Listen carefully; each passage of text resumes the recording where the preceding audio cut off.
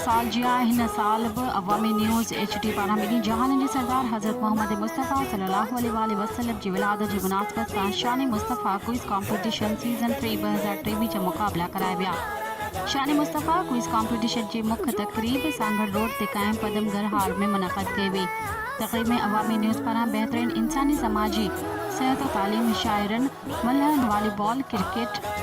football समेत मुख्तलिफ शोबन में बेहतरीन खिदमतूं करण ते मुख्तलिफ शख्सियतुन के जंहिंमें Mohammad Ali Rajput, Sarfaraz Rajar TO, Kipro Arbab Ali Samejo, doctor Bharat Kumar Khatri, doctor Khushiram, doctor Sidra के, रमेश कुमार डोडानी, अली अहमद हिंगोरजो, हाजी इम्तियाज हसन दरसे, बाबा राजकुमार, मोहम्मद बख्श चानियो,